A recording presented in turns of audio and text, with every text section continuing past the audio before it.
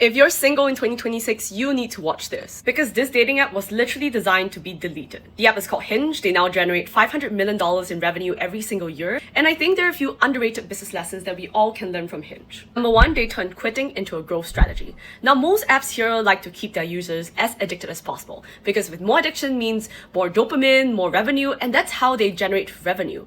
But Hinge did the complete opposite strategy. They try to optimize for users leaving the app, and they literally call it good churn. Because every successful relationship that comes out of Hinge becomes their free marketing tool.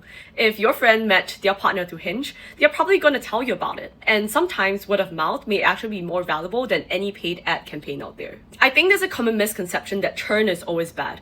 But if your product genuinely works, then your customers that leave might actually become your biggest growth channel. Well, lesson number two is that they turned a dating app problem into their biggest advantage. In 2015, Vanity Fair published a very famous article called Tinder and the Dawn of the Dating Apocalypse. They basically destroyed the reputation of swipe culture overnight, and Hinge at that time was still a very small player. But instead of defending their category, Hinge actually repositioned entirely. They added prompts, they leaned into intentionality, and they also limited the number of active chats you could have to prevent girls or guys from ghosting each other. So the business lesson here is to pay attention to what your industry is being publicly criticized for, and be the first company to solve it. So if there's anything you can take away from Hinge's story, it's to protect the experience that makes your product valuable in the first place. Well, hopefully you learned something from this breakdown. If you've had any first-hand experiences with Hinge that could make the app better, feel free to comment down below. And if you want to listen to more business and marketing case studies like this, make sure to follow for more.